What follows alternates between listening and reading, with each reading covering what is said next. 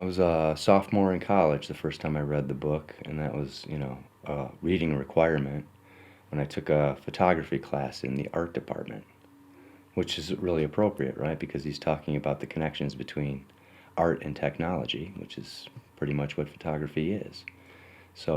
And I have to say, I didn't understand the book, and my conclusion after reading it was that Robert Bursig just was crazy, that what he was saying couldn't be true. But slowly I began to understand what he was saying. It probably took me 20 years to really figure out what he was doing. I met Robert Pirsig in Liverpool in 2005. The occasion was Anthony McWatt's PhD was finally finished. And it was the world's first PhD in Robert Pirsig's philosophy. So it was kind of a graduation party that turned into an amateur philosophy conference. Nobody there had a PhD in philosophy. It was kind of funny that way.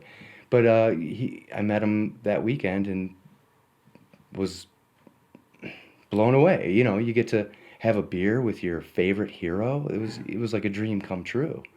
And I saw him the next day, and then the next day after that.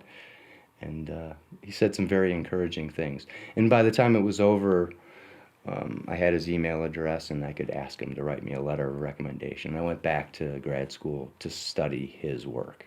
Robert Pirsig's take on value rigidity is basically about, well, it's just like you'd think, being open-minded, to be spontaneous, to take what comes, to be open to new ideas. That's where creativity is going to come from. I like to joke that incompetence is the mother of originality. And you kind of don't know what you're doing. You kind of have to figure it out on your own. You've sort of reached the limit of what other people have to say about something. At a certain point, you just got to go off on your own. Gumption traps, well, that was a homespun way for Robert Pirsig to talk about all the ego hang-ups that prevent us from seeing the task at hand clearly. You get frustrated and your ego gets involved. Why can't I do this? And it's not going fast enough, and those sort of things. So towards the end of Zen and the Art, Robert Pirsig gets into sort of where's the origin of this problem that he's discussing? Where does this come from? And he sort of traces it back to the time of the ancients, particularly Plato. And his main complaint is that Plato was almost there. He was talking about the good. He was talking about quality in Robert Pirsig's sense of being the good. But he turned it into a fixed and rigid idea, an eternally existing idea that somehow manifests itself in the world of space and time. So that everything in the real world is kind of just a copy of this real thing that we don't even really have access to. So William James, very much like Robert Pirsig, he calls this vicious intellectualism or vicious abstractionism. And the main problem there is you're believing in your abstractions too much at the expense of the flux of reality, as the phenomenal reality that we actually live in every day somehow becomes less real than these ideals and these abstractions.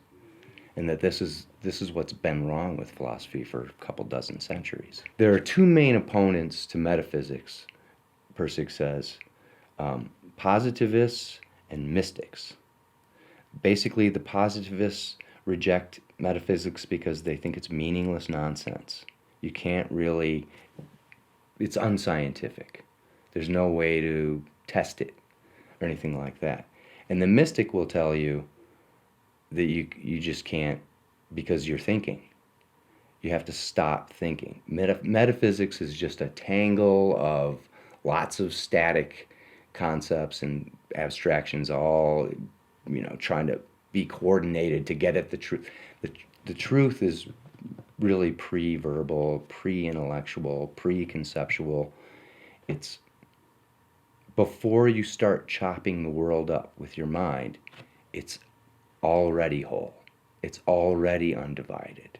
You don't have to realize some great union, some great unity. Just stop thinking, and it was always there before you started chopping it up.